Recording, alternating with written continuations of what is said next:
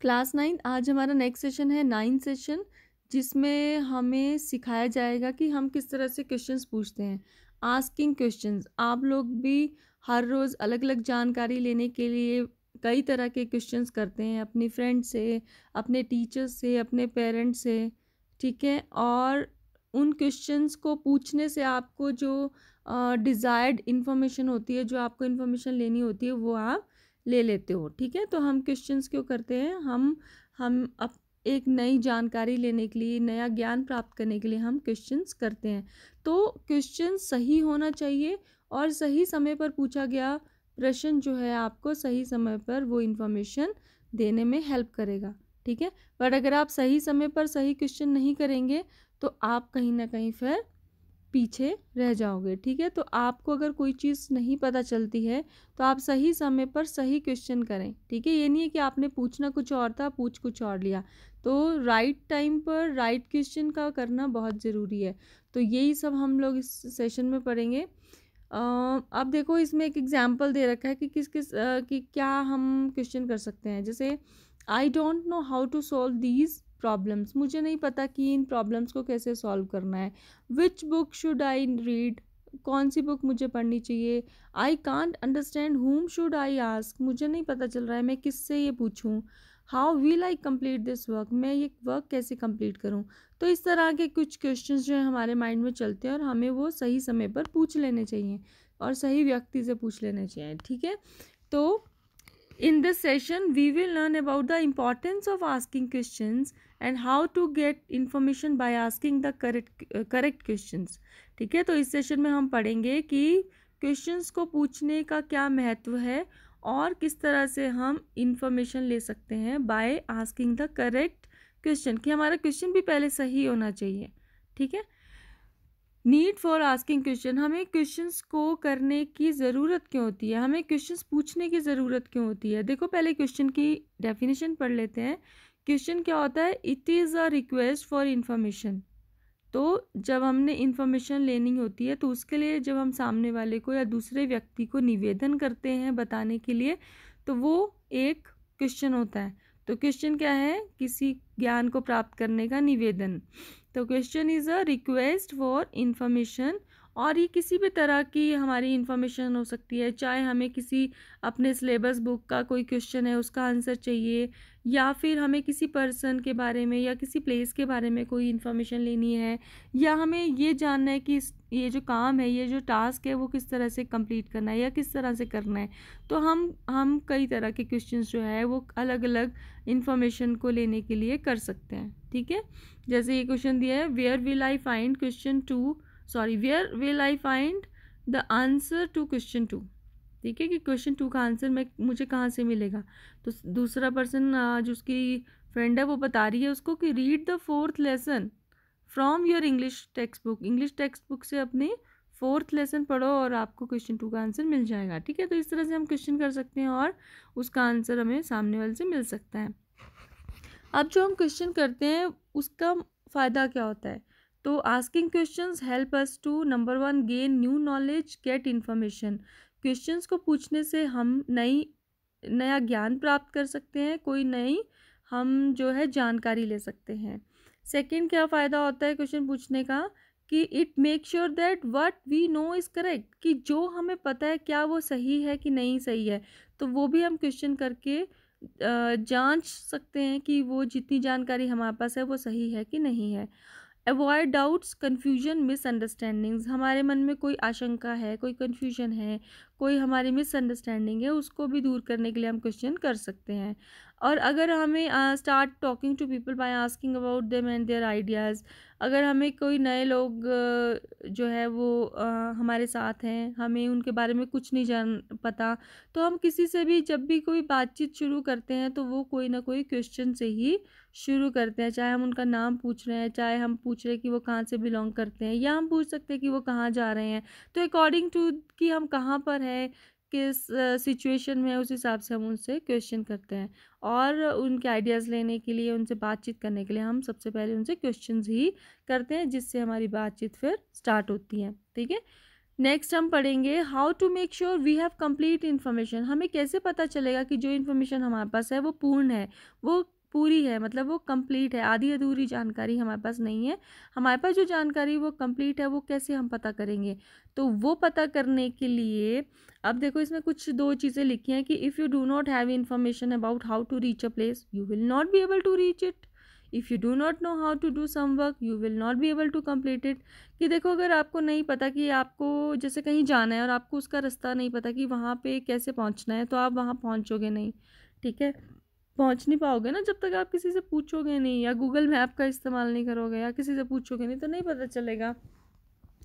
या फिर अगर आपको ये नहीं पता कि ये काम किस तरह से करना है, तो आप उसको कंप्लीट नहीं कर सकते, चाहे आप वो इन्फॉर्मेशन कहीं से ले रहे हो, किसी से भी पूछ के ले रहे हो, किसी टीचर से, फ्रेंड से, पेरेंट्स से, किसी कलीग से, या फिर आप यूट्यूब से कोई इन्फॉर्मेशन ले रहे हो, गूगल से इन्फॉर्मेशन ले रहे हो, तो आप कहीं ना कहीं से तो वो इन्फॉर्मेशन ले रहे हो, ठीक है? अगर आप उस काम को करने का आपको नहीं पता पहली बार, और आपको बिल्कुल भी नहीं पता है किस तरह से वो करना है, तो आप उसको कंप्लीट नहीं कर पाओगे अनलेस आप अनटिल एंड अनलेस जब तक आप उसको क्वेश्चन से इन्फॉर्मेशन नहीं ले लेते। तो कोई ना कोई क्वेश्चन तो आपको करना पड़ेगा, किसी ना किसी से तो करना पड़ेगा जिसको वो इन्फॉर्मेशन पता है, और तभी आप उसको कंप्लीट कर सकोगे, ठीक है?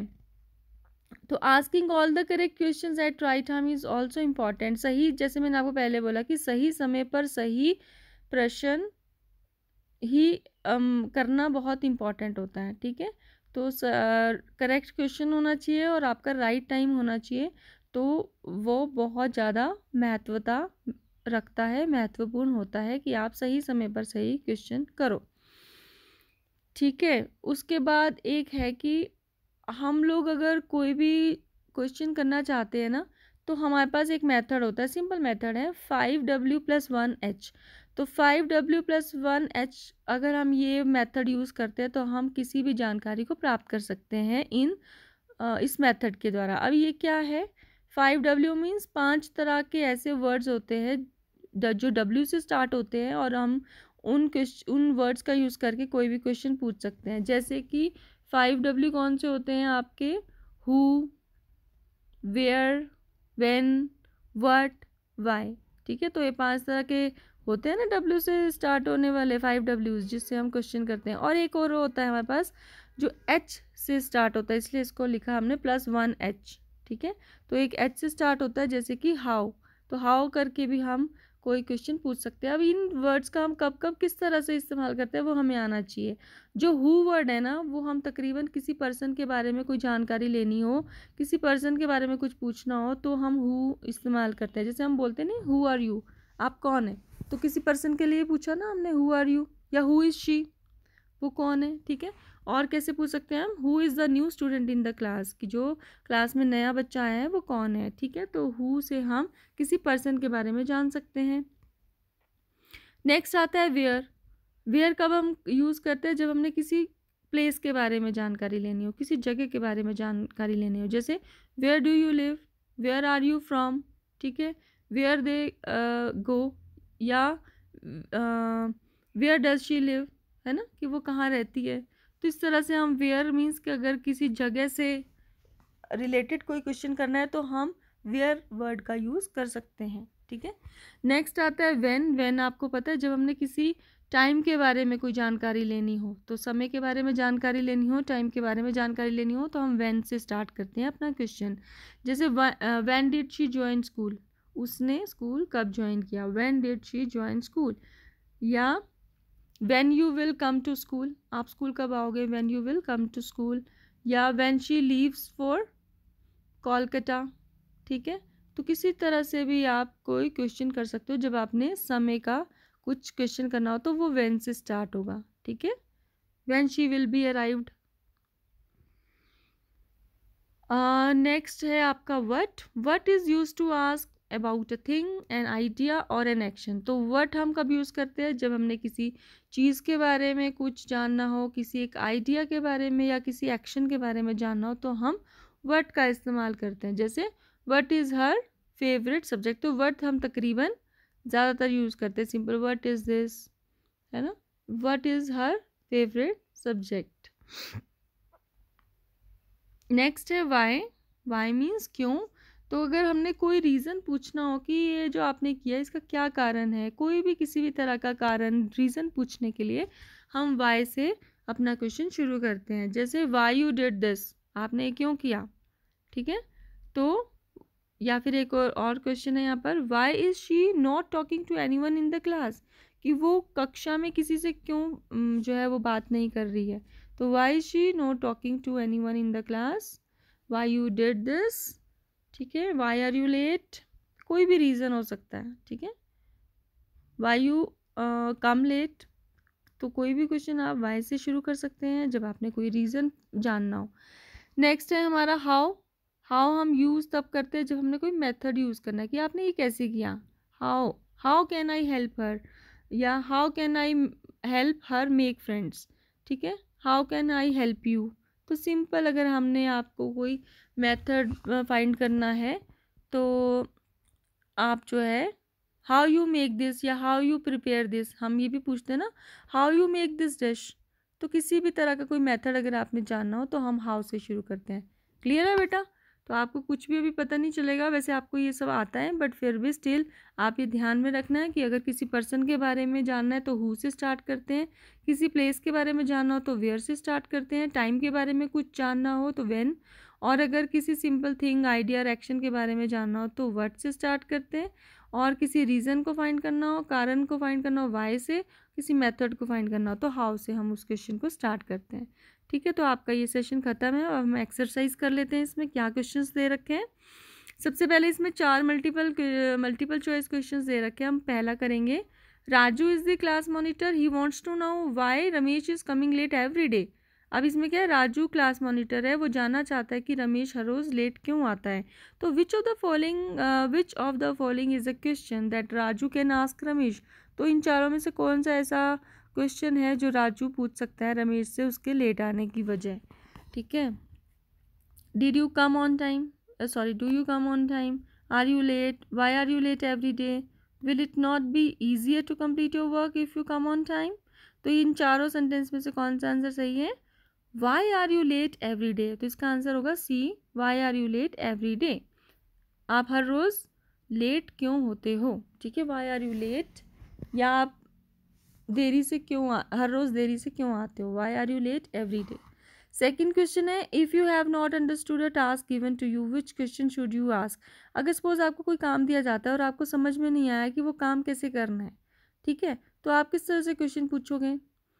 Where are the reports of this task, can you repeat the instruction for this task, can you give me an example of this task, why are you doing this task. तो हम इससे क्या question पूछेंगे, अगर हमें कोई काम दिया है और हमें नहीं पता चला वो कैसे करना है तो हम क्या पूछेंगे, can you repeat the instructions for this task, कि इस काम को करने की जो इंस्ट्रक्शंस हैं, पूरा जो नियम है वो आप दोबारा से बता सकते हैं, रिपीट कर सकते हैं कि किस तरह से करना है।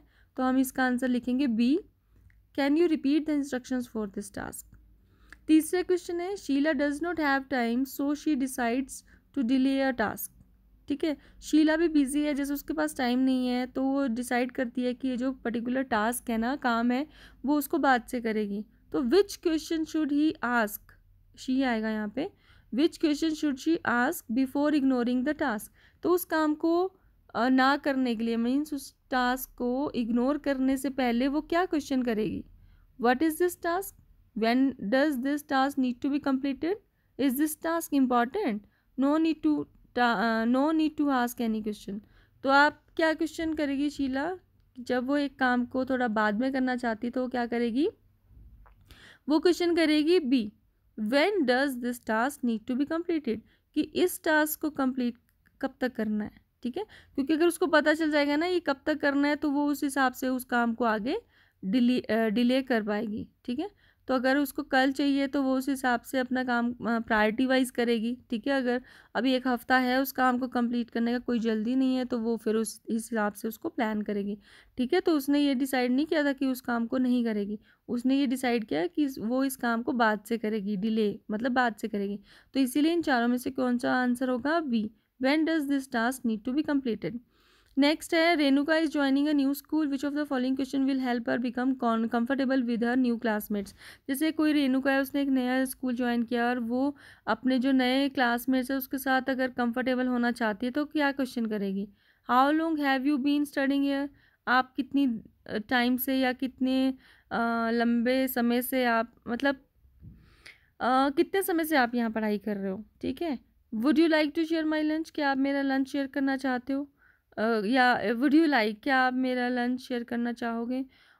What do you all do in your free time, आप अपने फ्री समय में या जब खाली समय होता है तो आप क्या करते हो? तो डी है all the options are correct. मेरे हिसाब से भी all the options are correct, क्योंकि जब आप इस तरह के ऊपर दिए गए 3 क्वेश्चंस को करते हो तो क्या होगा, रेणुका जो है अपने क्लासमेट से बातचीत कर पाएगी, क्योंकि जब भी कभी नई बातचीत होती है तो हम कोई क्वेश्चन करके ही स्टार्ट करते हैं। तो जब वो आंसर करेंगे उसके न्यू क्लासमेट्स तो इस तरह से उनकी बातचीत स्टार्ट हो जाएगी और वो उनके साथ घुल मिल जाएगी, कंफर्टेबल हो जाएगी, ठीक है। तो इसमें आपने आंसर करना है D, all the options are correct. उसके बाद शॉर्ट आंसर क्वेश्चन है, इसमें हमें इन वर्ड्स को रीअरेंज करना है, आगे पीछे दे रखे हैं। She like sing does to, तो इसका क्या आपने आंसर लिखना है? Does she like to sing, does she like to sing, question mark. Next है waiting word are you for, आपने इस तरह से पहले क्वेश्चन में लिख लेना है, ठीक है। Rearrange the words to form questions, आपने पहला ए लिख लेना इस तरह से आगे पीछे स्लैशेस लगा करके, फिर आंसर लिखना है। इसी तरह से बी को भी लिख लेना है, फिर आप इसका आंसर क्या लिखोगे? What are you waiting for, what are you waiting for. C है play like football do you to, तो आपका इसका आंसर क्या आएगा सी का? Do you like to play football, do you like to play football, question mark. Next है fighting they are why, इसका answer आएगा why are they fighting, why are they fighting, ठीक है, क्वेश्चन मार्क। तो ये short answer था। उसके बाद ये जो 2 क्वेश्चंस क्या हैं, after completing this session you will be able to ask questions to get correct information from other people. देखो अब तो आप जान ही पाए हैं और भी आपकी रिवीजन हो गया कि आप दूसरे लोगों से जब आपने करेक्ट इन्फॉर्मेशन लेनी है तो आप किस तरह से क्वेश्चंस कर पाओगे, ठीक है, किस तरह से आपको क्वेश्चन करना है। और क्वेश्चंस आप जो है अकॉर्डिंग टू सिचुएशन जो है वो पूछते हैं, है ना। तो आप सिचुएशन के हिसाब से क्वेश्चन पूछोगे, ठीक है। तो ये आपको क्लियर है। तो अब आपने इसमें शॉर्ट आंसर क्वेश्चन के बाद लॉन्ग आंसर करने हैं, जिसमें आपने सी लिख देना है लॉन्ग आंसर क्वेश्चंस। इसमें आपने सिर्फ 2 ही क्वेश्चंस करने हैं जो मुझे इंपॉर्टेंट लगे हैं इस पूरे सेशन में। एक तो आपने ये लिखना है कि why do we need for asking questions, ठीक है। Why do we need for asking questions, question mark. तो आपने इसका आंसर लिखना है a question is a request for information, full stop. It could be any type of information such as an answer to a question in the textbook, comma, information about a person or a place or about how to do a task. इतना लिख लेना, अलग paragraph बनाना और उसमें लिखना asking questions help us to number 1 gain new knowledge, comma, get information. Number 2 make sure that what we know is correct. Number 3 avoid doubts, comma, confusion, comma, misunderstanding.